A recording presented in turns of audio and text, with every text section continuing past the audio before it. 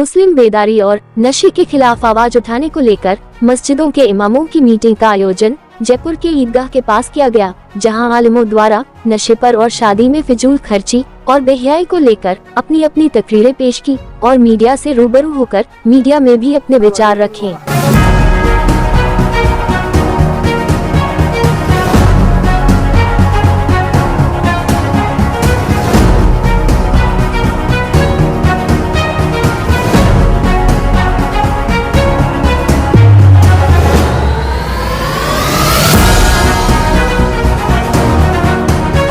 हमने जो आज मीटिंग रखी थी वो हालात हाजिरा, यानी आज जो हालात उम्मत में पेश आ रहे हैं कि घर घर में नशा पहुंच चुका है और घर घर में बेदीनी पहुंच चुकी है।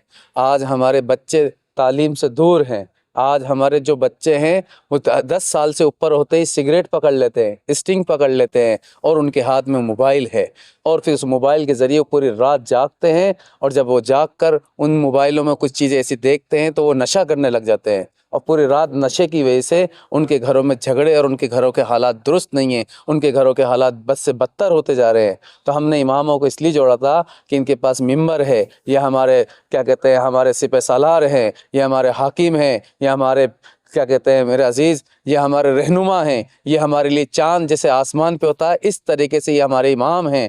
हम इनके पीछे चलना चाहते हैं। ये हमारी मस्जिदों से ऐलान करे कि हम ब्याज के ख़िलाफ़ हैं, उन शादियों में हम इंशाअल्लाह शामिल नहीं होंगे, हम नशे के ख़िलाफ़ हैं। अगर ये मेंबरों से इंशाअल्लाह इनकलाब लाएंगे तो उन लोगों के दिलों में खौफ पैदा होगा, लोगों के दिलों में डर पैदा होगा और लोग इन चीज़ों से बाज आने की कोशिश करेंगे और उनको मालूम चलेगा कि हमारे इमाम हमसे नाराज़ हैं, हमारे मौजूदा लोग नाराज़ हैं, हमारे बरगुज़िदा लोग नाराज़ हैं। तो इंशाअल्लाह इस चीज़ से डरेंगे, खौफ पैदा होगा। आज देखिए आप नौजवान बच्चे को उसके हाथ में सिगरेट है वो डर नहीं रहा, आज उसके हाथ में नशा है वो डर नहीं रहा, आज हमारी औरतें बेपर्दा घूम रही है वो डर नहीं रही, क्योंकि खौफ निकल गया, डर निकल गया। कोई हमारा रहनुमा नहीं है, कोई हमारा सरपरस्त नहीं है। अगर ये हमारे इमाम उलमा हमारे सरपरस्त हैं जिनको हमने भूल गए, हमारी गलती से हमने इनको पीछे कर दिया और हमने माल कमाने के चक्कर में, हमने ओहदे कमाने के चक्कर में अपने इमामों की अहमियत, अपने इमामों उलमाओं की अहमियत दिलों से निकाल दी, तो आज ये हालात आ गए हैं कि दीन घरों से निकल गया,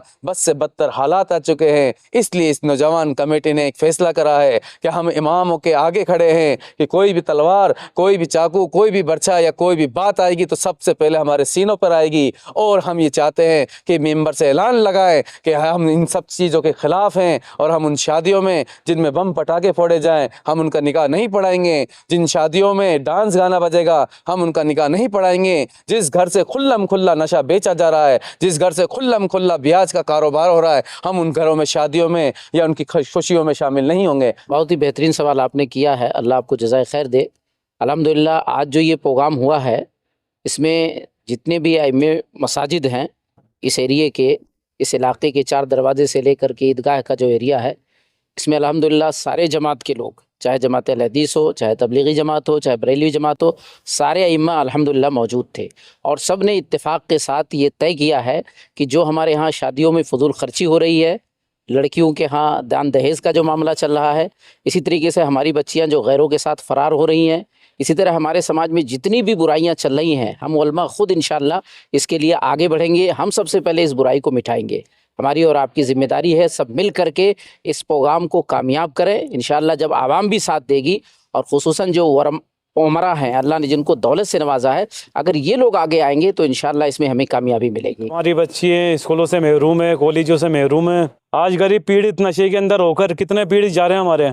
आज लिस्ट तैयार करें नशे के अंदर ख़त्म होने वालों की, तो ईदगाह, वन विहार, कच्ची बस्ती, 4 दरवाज़ा, जयपुर के तमाम लिस्ट, यानी कि तकरीबन 400-500 से भी ज़्यादा लोग मर चुके हैं हमारे नौजवान। तो इसकी फ़िक्र कौन करे? इसकी फ़िक्र के लिए माशाल्लाह उलमा इकराम भी माशाल्लाह खड़े हुए हैं और ये तमाम लोग जो हमारे कमेटी के साथी हैं, सदस्य हैं, अल्हम्दुलिल्लाह ये लोग भी खड़े हुए हैं। जी बिल्कुल, आगे प्रोग्राम इंशाल्लाह होते रहेंगे। प्रोग्राम के मंच पे भी इंशाल्लाह मिलेंगे हम आपको, और अल्लाह ने चाहा तो गली मोहल्ले में और जहाँ पे भी इंशाल्लाह इंसानियत को तकलीफ़ होगी, खाली मुसलमानों को नहीं, इंसानियत को जहाँ तकलीफ़ होगी इंशाल्लाह हमारी टीम वहाँ पे मौजूद रहेगी। जब हमने लोगों को जमा करा, उलमा इकराम को जमा करा था, उसकी वाहिद वजह ये थी कि बस्ती और इलाकों के अंदर जो हमारा माशरा के अंदर बिगाड़ आया है, छोटे छोटे मासूम बच्चे जो है 10 साल के 20 साल के जो है नशे के अंदर पड़ गए हैं, तो उनके ऊपर जो है उलमा इकराम बैठ के ये फ़िक्र करें कि इन लोगों को, इन बच्चों को जो है कैसे बचाया जाए, इन लोगों से, इन बच्चों से जो है उस लत को कैसे छुड़ाया जाए।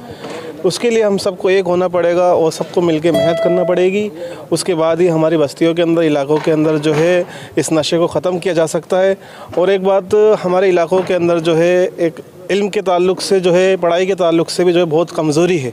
तो हम ये चाहते हैं कि हमारी बस्तियों के अंदर, हमारे इलाकों के अंदर अच्छे स्कूल खुलें, जिससे जो है बच्चे अच्छी तालीम ले सकें, मदरसे खुलें और बढ़िया जो है हॉस्पिटल भी खुलें। हम कोशिश करें, हम सब साथियों की जो है कोशिश है कि हमारे इलाकों के अंदर, हमारी बस्तियों के अंदर अच्छे हॉस्पिटल भी खुलें। अस्सलाम वालेकुम। आज जो हमने इमाम कॉन्फ्रेंस रखी, मीडिया और इमाम को आमने सामने बिठाकर बात रखवाई, तो वो मुद्दा हमारा कुछ ऐसा है कि जैसे आज शादी ब्याहों में विदाई आती रात को 4 बजे, 2 बजे, 3 बजे, जब उनका दिल करता विदाई लाती, बम पटाखे फोड़ती, तो ये शरीयत के खिलाफ है और ये होना भी नहीं चाहिए। किसी भाई को तकलीफ हो रही, कोई दिल का मरीज़ है, कोई क्या है, कोई छोटा बच्चा सो रहा है, किसी के क्या हालात है, उसको सुबह उठना है, काम पे जाना है, कितने पंछी परिंदे जानवर उससे परेशान होते हैं। तो हमने इमामों से दरख्वास्त रखी कि आप इस पे सख्त बोलें और इसके लिए मेंबर से अपनी बात रखें, नहीं तो आप निकाह पे जैसे एक्शन ले उस तरीके से ले सकते हैं। हम आपके साथ खड़ी, पूरी टीम आपके साथ खड़ी इंशाल्लाह। कोई सदर कमेटी उनको तकलीफ देती तो उसमें भी हम उनके साथ हैं, इंशाल्लाह उनके साथ रहेंगे।